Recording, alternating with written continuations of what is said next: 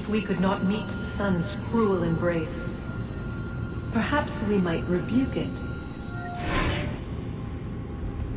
Already we could generate the fields to protect us in times of strife. But these were small and simple things. To replicate them on a scale the size of a world, we lack the energy to make it so. Half the world, they said then. It is better than none at all. We tried. Again, we failed. A quarter, they asked. Even this we could not do. A sixth, an eighth, a tenth, they cried. The answer was still the same. Perhaps in time a city might be spared. But it was time we did not have. So we moved on.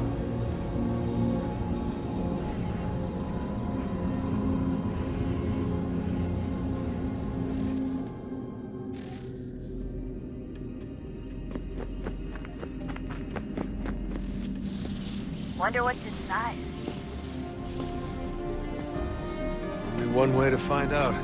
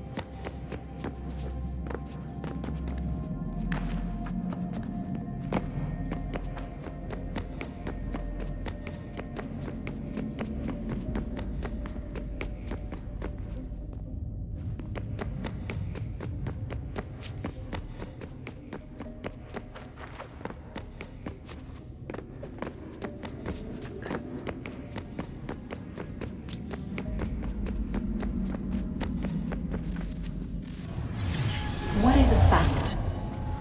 Is it fixed? Immutable? Certain in its existence and only awaiting discovery? Or might it be changed? Here we learned the answer, and thought that it might save us. They were used to command, to control, to own. But we soon discovered another use.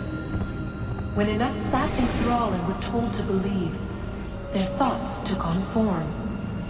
What was imagined became real.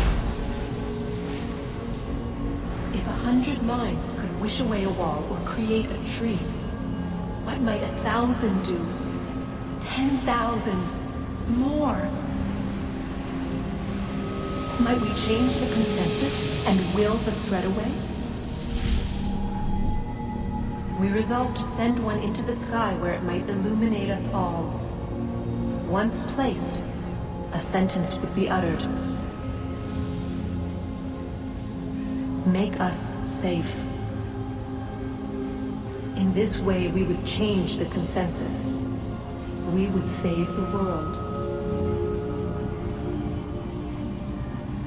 But it never came to be. We sent a dozen of them skyward, but there was no way to maintain control, to direct the beam, to enthrall the world, to speak the words. Though this was strange and dangerous, what we tried next was worse.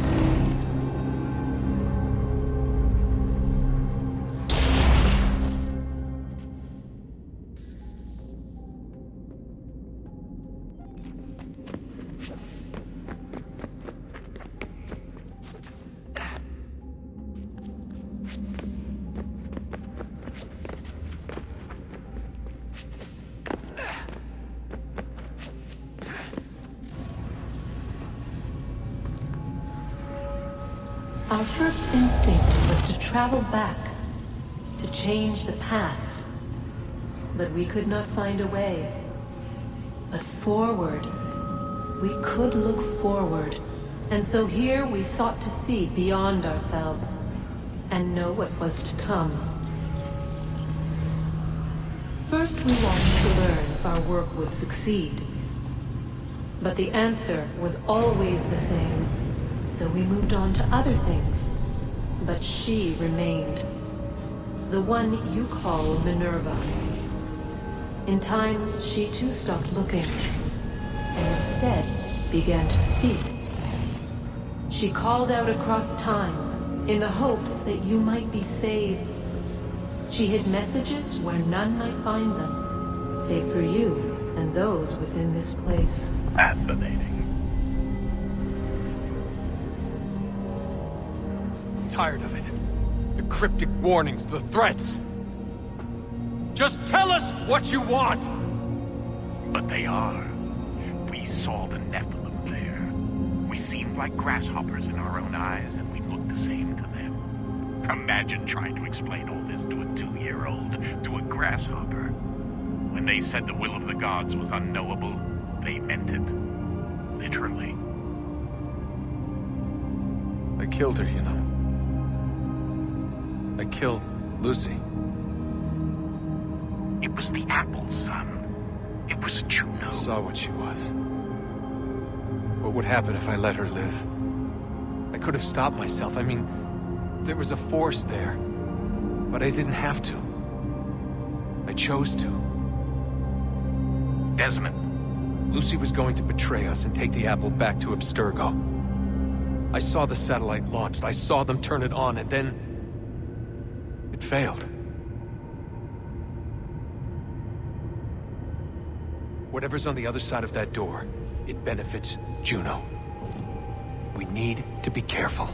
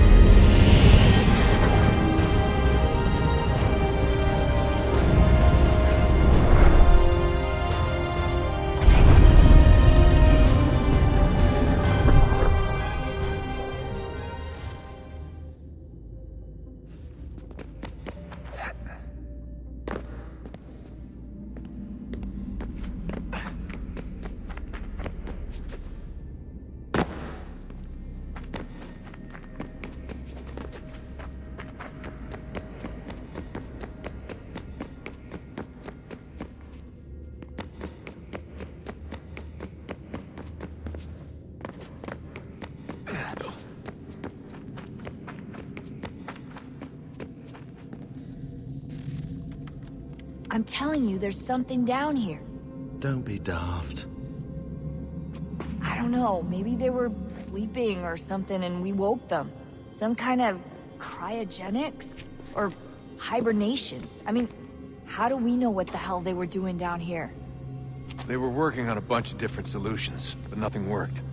Just went from one to the next, and then... I don't know. They must have left at some point. After the end. I wonder what the world would be like if they'd succeeded.